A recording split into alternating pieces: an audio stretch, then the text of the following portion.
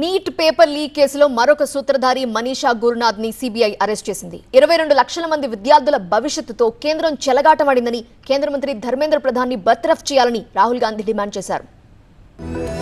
దేశవ్యాప్తంగా సంచలనం సృష్టించిన నీట్ పేపర్ లీక్ కేసులో సీబీఐ దర్యాప్తును మరింత వేగవంతం చేసింది. లీక్ వెనుక ఉన్న సూత్రధారులను వరుసగా అరెస్టు చేస్తోంది. పూణేలో బాటనీ లెక్చరర్ మనీషా గురునాథ్ ను అరెస్టు చేశారు. బయాలజీ పేపర్ ను మనీషా గురునాథ్ లీక్ చేసినట్టు దర్యాప్తులో తేలింది. తన ఇంట్లోనే స్పెషల్ క్లాసులు పెట్టి ఆమె పేపర్ లీక్ చేశారు. మనీషా నోట్ చేసిన ప్రశ్నలే ఎగ్జామ్ లో వచ్చినట్టు గుర్తించారు. నీట్ పేపర్ లీక్ కేసులో ఇప్పటివరకు దేశవ్యాప్తంగా 9 మందిని అరెస్టు చేశారు. మనీషా వాఘ్మరే, ప్రొఫెసర్ కులకర్ణిని కూడా ఈ కేసులో కీలక నిందితులుగా తేల్చారు. నీట్ పేపర్ లీక్ పై దేశవ్యాప్తంగా ఆందోళనలు మిన్నంటాయి. ఢిల్లీలోని ఎన్టీఏ ఆఫీస్, శాస్త్రి భవన్ దగ్గర ఎన్ఎస్యుఐ ఆందోళన చేపట్టింది. కేంద్ర విద్యాశాఖ మంత్రి ధర్మేంద్ర ప్రధాన్ రాజీనామాకు ఆందోళనకారులు డిమాండ్ చేశారు.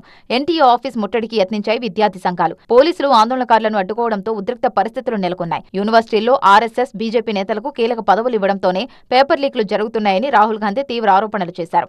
आरएसएस, बीजेपी और जो हमारे यूनिवर्सिटीज में इनके लोग बैठाए गए हैं, वाइस चांसलर्स बैठाए गए हैं, प्रोफेसर्स बैठाए गए हैं, इनके बीच में पैसे बनाने का नेक्सस है और इस नेक्सस ने हिंदुस्तान के एजुकेशन सिस्टम को खत्म कर दिया है. पूरा देश जानता है कि अगर आप वाइस चांसलर बनना चाहते हैं, आपको सब्जेक्ट नॉलेज की कोई जरूरत नहीं, आपको एक्सपीरियंस की कोई जरूरत नहीं.